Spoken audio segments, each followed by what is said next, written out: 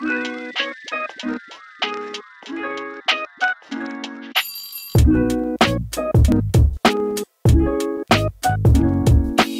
aussi curieuse de voir comment l'intelligence artificielle était utilisée, parce qu'on en entend beaucoup parler. Les ingénieurs m'ont rassurée finalement sur leur méthode, la façon dont ont été construits les algorithmes et comment ils procédaient pour réussir à proposer à chaque fois des exercices adaptés à nos élèves. Et on a eu des super retours de la part des profs, notamment des très bonnes idées pour pouvoir créer de nouveaux exercices grâce aux technologies qu'on a déjà chez Lilo.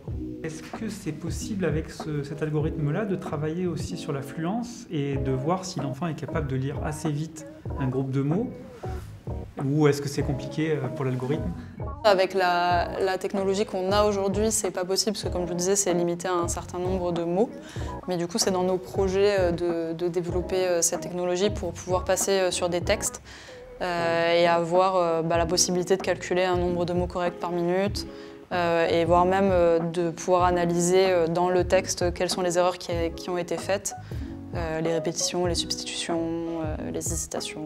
L'évaluation automatique de la fluence dans la Lilo, c'est quelque chose qu'on a en tête depuis assez longtemps et qu'on espère être capable de proposer bientôt. Si on peut proposer nos propres textes, nos propres syllabes et qu'ils s'enregistrent.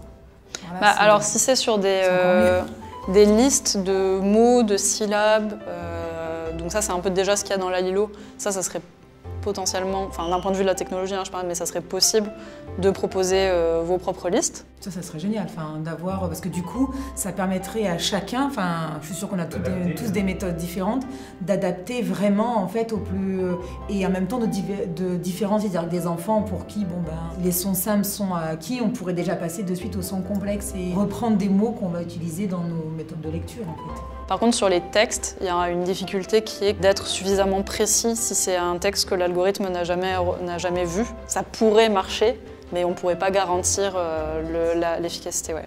Souvent, ce qui se passe, c'est qu'il déchiffre le mot et après il le répète, par exemple. Est-ce que ça, le programme le comprend et enregistre le mot correctement dit?